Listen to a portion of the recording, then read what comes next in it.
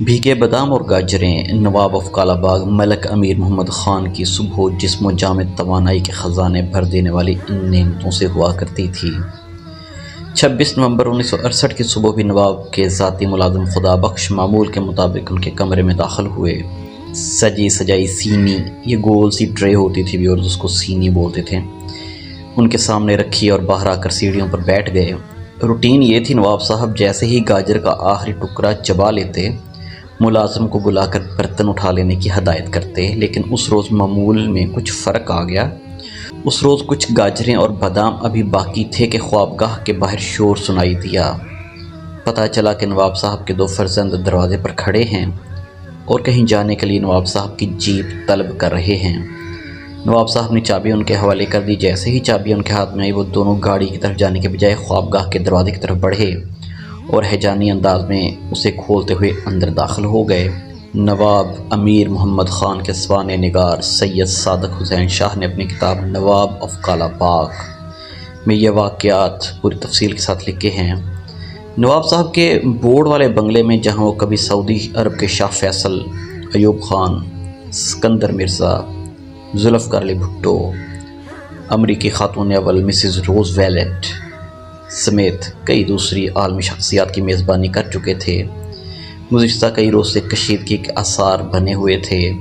سوانح نگار سید صادق حسین شاہ کے مطابق نواب صاحب کے دو بیٹوں نواب مظفر خان اور نواب زادہ اسد خان کی اپنے والد کے کمرے میں یہ گستاخانہ انٹری اسی کشیدگی کا تسلسل تھی۔ اس کے فوراً ہی بعد سیڑھیوں پر بیٹھے خدا بخش کمرے سے تلخ کلامی کی آوازیں سنائی دیں اور اس کے بعد فائرنگ کی۔ اوئے کی پہ کرندے ہو، اوئے کیا کر رہے ہو؟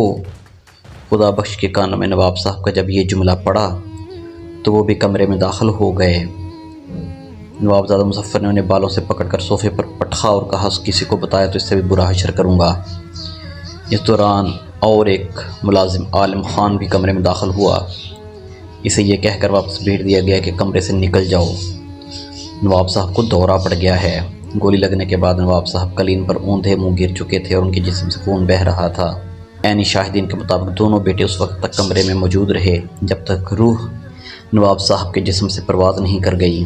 آخر ایسا کیا اختلاف تھا جس کی وجہ سے معاملات ایسے انتہا پر جا پہنچے کہ بیٹے اپنے باپ کی جان کے درپے ہو گئے؟ سید صادق حسین شاہ نے کئی برس گزرنے کے بعد یہ سوال نواب زادہ اسد خان سے پوچھا، جو اپنے والد کے قتل کے الزام میں نامزد رہنے کے بعد عدم ثبوت کی بنا پر بری ہو چکے تھے۔ نواب زادہ اسد نے سوانح نگار کے سوال کا براہ راست کوئی جواب دینے کے بجائے کہا کہ ان کے تو اپنے والد سے کوئی اختلاف نہیں تھے، البتہ بھائی نواب زادہ مظفر خان کو ان کی پالیسیوں سے کچھ اختلافات تھے، جس کا اظہار وہ برملا کیا کرتے تھے۔ انہوں نے مزید بتایا کہ وقوع کے روز انہوں نے اپنے بھائی کو والد کے کمرے کی طرف جاتے دیکھا تو وہ بھی ان کے پیچھے چلے گئے۔ پہلے خود نواب صاحب یعنی ان کے والد نے فائرنگ کی، ایک گولی انہیں یعنی نواب زادہ اسد کے بازو میں لگی اور دوسری قریبی دیوار میں پیوست ہو گئی۔ جواب میں نواب زادہ مظفر نے 5 گولیاں چلائیں۔ نہایت قریب سے چلائی گئی بریٹا پستول کی گولیاں نواب صاحب کی جان لے گئیں۔ نواب صاحب کی وہ کیا پالیسیاں تھیں نواب زادہ مظفر کو جن سے اختلاف تھا؟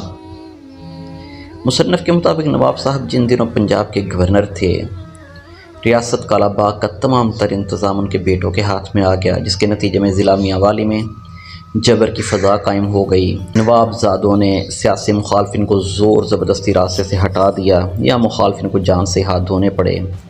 نواب صاحب گورنر کا منصب چھوڑ کر واپس کالا باغ پہنچے تو اس صورتحال کو انہوں نے اپنے لیے ناخوشگوار پایا۔ انگریزی اخبار دی نیشن نے اپنی ایک تحقیقی رپورٹ میں وراثت کے تقسیم سے متعلق اختلافات کا بھی ذکر کیا، جن کے مطابق نواب صاحب نے کچھ ایسے اشارے دیے تھے کہ وہ اپنی جائیداد اپنے بیٹوں کو منتقل کرنے کے بجائے براہ راست اپنے پوتوں کے نام کریں گے۔ یہی اختلاف تھا جو آخر میں ان کی جان لے گیا۔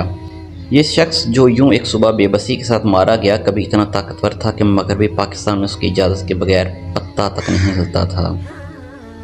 یہ شخص سیاست میں نہیں آنا چاہتا تھا، لیکن یہ دیکھ کر کہ اس زمانے کے وزیر اعلیٰ نواب افتخار حسین ممدوٹ اراکین اسمبلی کے سوا کسی دوسرے کو ملاقات کا وقت ہی نہیں دیتے تو وہ انتخاب لڑ کر اسمبلی میں پہنچ گئے، لیکن بعد میں حکومت نے انہیں وزیر بنانا چاہا تو ان کی انا آڑے آ گئی۔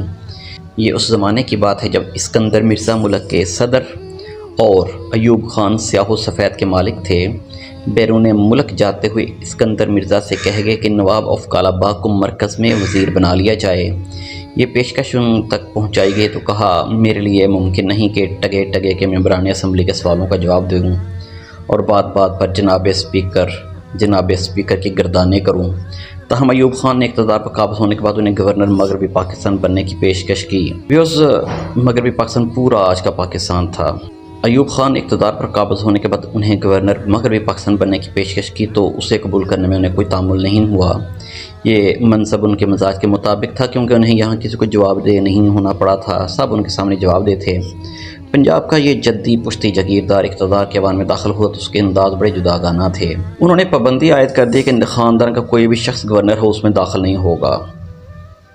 اقربا پروری کی راہ میں باندھ دیا اس نے۔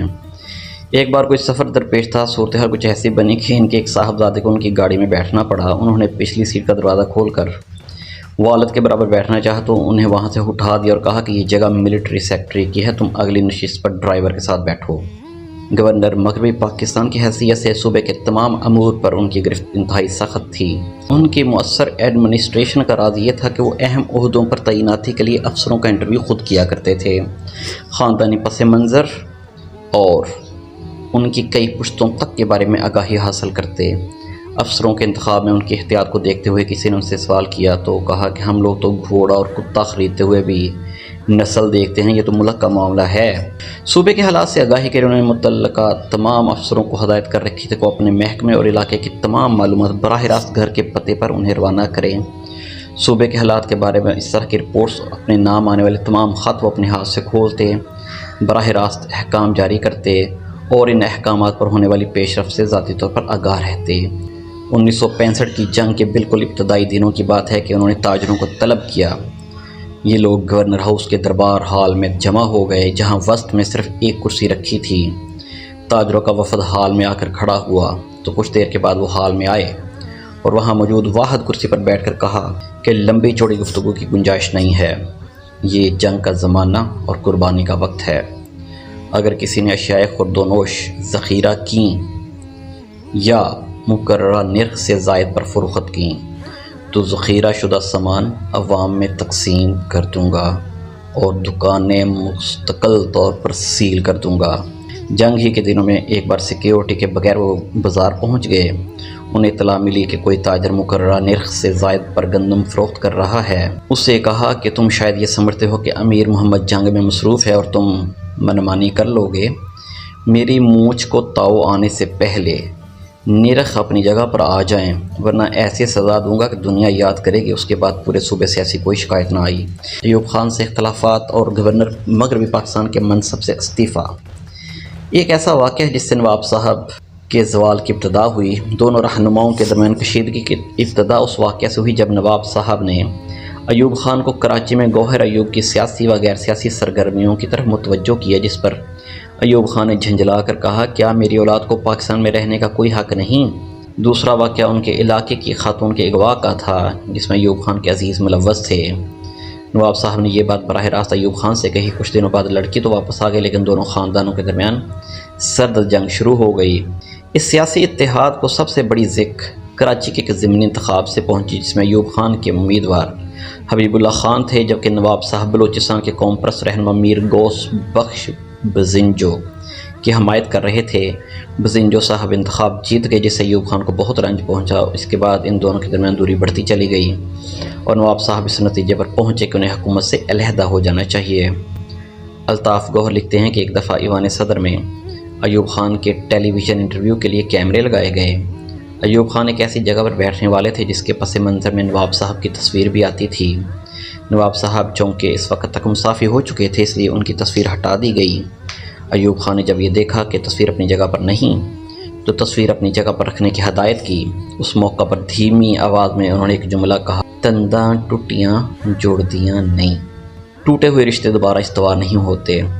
ایک طرف نواب آف کالا باغ کے بارے میں ایوب خان کا یہ رویہ تھا، دوسری طرف انہی کی ایما پر گورنر جنرل موسیٰ خان ریٹائرڈ نے ضلعی انتظامیہ خاص طور پر پولیس کو یہ ہدایت کر دی تھی کہ ان کے کام نہ کیے جائیں اور انہیں پروٹوکول تو بالکل نہ دیا جائے۔ گویا نواب آف کالا باغ کو سیاسی طور پر غیر مؤثر کرنے کے لیے منظم طریقے سے کام شروع کر دیا گیا۔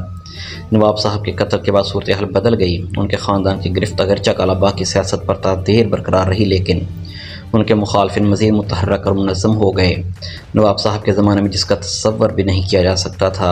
سیاسی زوال کے اس وقفے کے بعد سن 2002 کے انتخابات میں یہ خاندان دوبارہ ایک بار پھر ابھر کر سامنے آئے، جب نواب صاحب کی پوتیاں آئلہ ملک اور سمیرہ ملک قومی اسمبلی کی رکن منتخب ہوئیں۔ ان کے بعد نواب صاحب کا ایک پڑھ نواسہ بھی 2013 کی قومی اسمبلی کا رکن منتخب ہوا۔ نواب آف کالا باغ امیر محمد خان کا خاندان زوال کے اس دورانیے کے بعد بساط سیاست پر ایک بار پھر نمایاں ہے، لیکن نواب صاحب کے زمانے کو لوگ اب بھی الف لیلوی داستانوں کی طرح یاد کرتے ہیں۔ جب شام ڈھلے ان کے خاندان کی خواتین گھر سے نکلتی تو روشنیاں گل کر دی جاتی، ڈھنڈور کی ڈھول بجاتا ہوا نکلتا اور مرد راستے کی طرف پیٹ کر کے کھڑے ہو جاتے تاکہ نوابوں کے خاندان کی عورتوں پر کسی غیر مرد کی نظر نہ پڑ سکے۔ کہا جاتا ہے کہ حکم عدولی کرنے والوں کی کھال تک کھجوا لی جاتی تھی۔ لوگوں کو بوڑ والے بنگلے کی رونقیں بھی اب تک یاد ہیں، جہاں نواب صاحب کچہری لگاتے اور فیصلے کیا کرتے۔ اس دوران ان کے مصاحبین اور کرندے حسب مرتبہ خاموش بیٹھے یا کھڑے رہا کرتے۔ مزاج شغل میلے کی طرف مائل ہوتا تو کچہری میں ہی ریچھ کتے کی لڑائی برپا کی جاتی، لیکن ریچھ اور کتا دونوں ہی اشرف المخلوقات میں سے چنے جاتے۔ ضرورت مند براہ راست سوال نہ کرتے، ان کے کرندوں کے ساتھ کھڑے ہو کر گانا شروع کر دیتے۔ نواب صاحب سمجھ جاتے، مسکراتے، کسی کو اشارہ کرتے، اس کا منہ بند کروئے۔ سوالی کا گھر دانوں سے بھر جاتا اور وہ باتیں کہانیاں بن چکی۔ اگر آپ کو ہماری سٹوری پسند آئے تو ہمارے چینل کو سبسکرائب کر دیں۔ طاہر منیر کو اجازت دیجیے، اللہ حافظ۔